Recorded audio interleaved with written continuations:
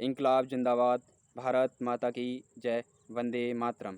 दोस्तों, आज मैं भारत सरकार जो अग्निपथ नाम से जो स्कीम लेकर आई है उसके विरोध में और युवाओं के समर्थन में जो इस स्कीम का विरोध कर रहे हैं, मैं कुछ पंक्तियां लिखी हैं और युवाओं से कहना चाहता हूं कि जब तक ये अग्निपथ स्कीम भारत सरकार वापस ना ले तब तक हम सभी को आगे डटे रहना है, क्योंकि ये स्कीम हम युवाओं को बेरोज़गार बनाएगी और इससे ज़्यादा कुछ नहीं करेगी। तो ये और भारत सरकार के पास आज वर्तमान में बहुत सी समस्याएं हैं, उन समस्याओं के ऊपर ध्यान देना चाहिए। भुखमरी है, बेरोज़गारी है, भारत हमारा भुखमरी के इंडेक्स में 100 से भी ऊपर आंकड़ा पार कर चुका है। उन चीज़ों पे ध्यान देना चाहिए और जो महंगाई है उस पर ध्यान देना चाहिए।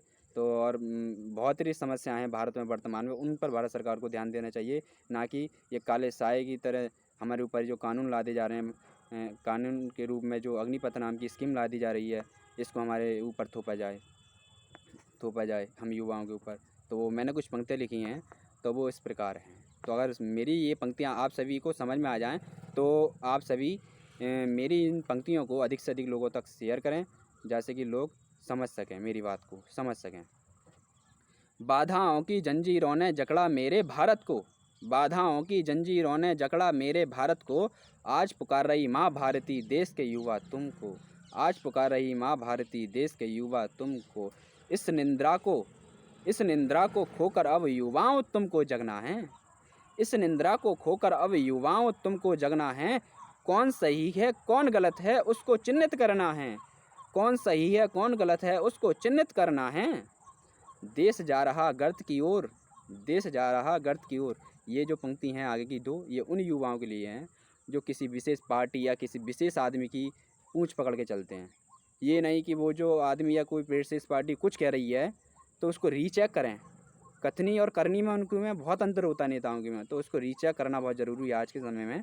तो उनके लिए है जो युवा किसी विशेष पार्टी या किसी विशेष आदमी के पीछे चल देते हैं वही पूंछ पकड़ के उसकी, तो उनके लिए क्या है, देश जा रहा गर्त की ओर, देश जा रहा गर्त की ओर। अब तो देश जा रहा गर्त की ओर, तुमको तो कोई होश नहीं, देश जा रहा गर्त की ओर, तुमको तो कोई होश नहीं। देसी इंग्लिश ठर्रा पीकर तुम तो हो मदहोश कहीं, देसी इंग्लिश ठर्रा पीकर तुम तो हो मदहोश कहीं। क्योंकि आज युवाओं जो देश चलता है वो नीतियों से चलता है, ना कि किसी नेता के भाषण से। तो हमें नीतियों पे ध्यान देना चाहिए कि कौन सा नेता किस तरह की नीति हमारे देश के लिए बना रहा है। तो उसके फिर आगे मैंने लिखा है कि देसी इंग्लिश ठर्रा पीकर, और देसी इंग्लिश ठर्रा पीकर कब तक तुम अब सोओगे, देसी इंग्लिश ठर्रा पीकर कब तक अब तुम सोओगे, और जिस दिन जागोगे युवाओं उस दिन अपना सब कुछ खो दोगे, जिस दिन जागोगे युवाओं अपना सब कुछ खो दोगे। तो फिर मैंने आगे कुछ पंक्तियां हैं, ये 4 पंक्तियां अगर समझ में आए तो अच्छी बात है।